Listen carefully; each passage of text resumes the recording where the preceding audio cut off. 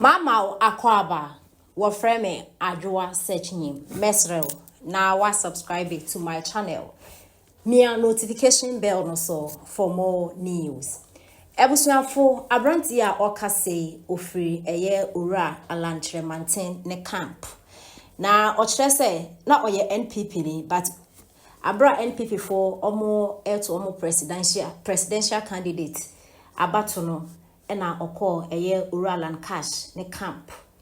Na Vice President Dr. Bawumia enwini no na ye ne yaw kakra because na o support ora cash no wentimi enwini no nti still no one camp.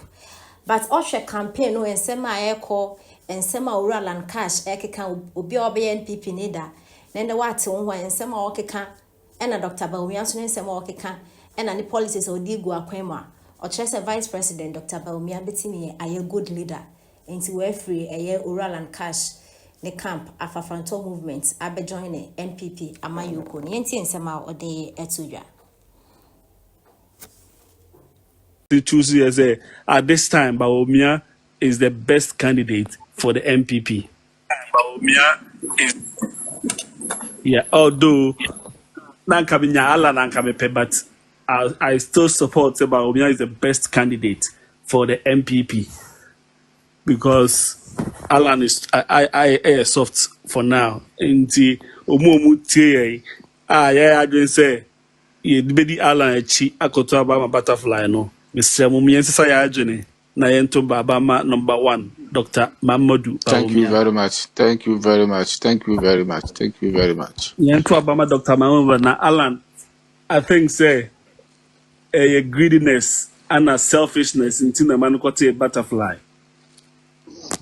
Emra 2008, you supported the then there and Kaut Uber race about to Nakufado no.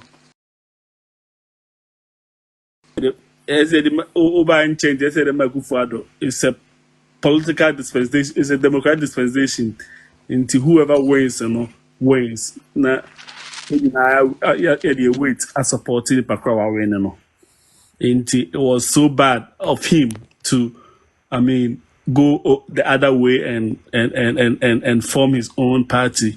Now, aside the NPP for betrayals, betrayers. I know that the supporter, even including Amewu, but I'm say Amewu ye party ba papa inti. Well, in echi, but now he need to ne. Husna doye no konibano. Umunye party mapa. Omunko. Ne mo ye candidate who buy. And he's saying, the biggest enemy, John Dramani Mahama. I don't know why.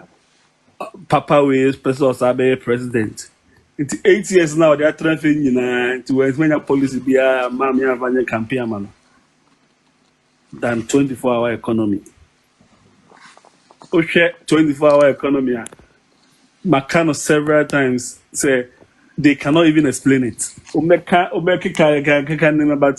who do now ubuse question na taught him the NDC for platform, of course, now question at because 24-hour economy, it is a policy do nothing.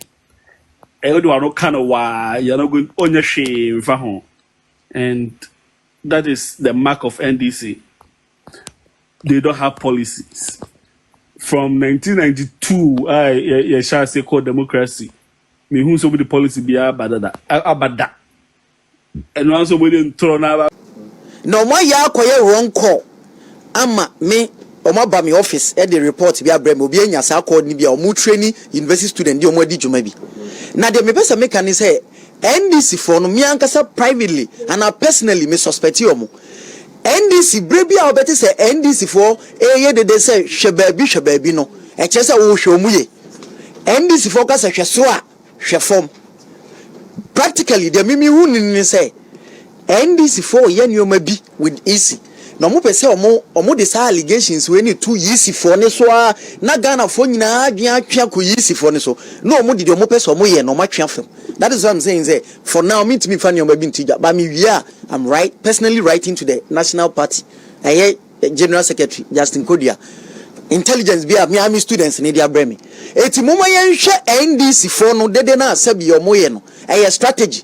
say ye nyina ye be blame yisi for no omotima ye de omoye no in any case adina yesi ye nka ho asem no transfer ni album ni sa ne omani nyina no yesi provisional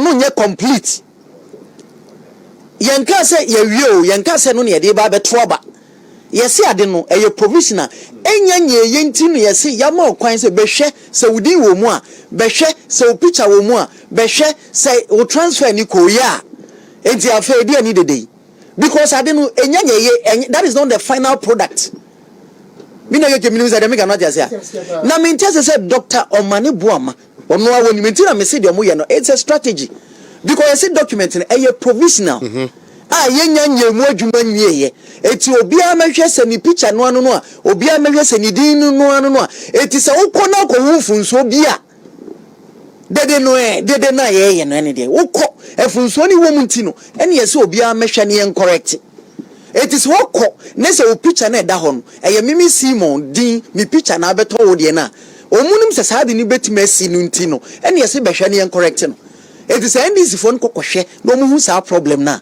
sa allegations ni nyoma kese ya yeka to yeses no anything etina me see NDC for no me practically I feel omo ankasa ye suspect na omo yesa enioma bia national party no mo ni nko ho me betwa koma national party no because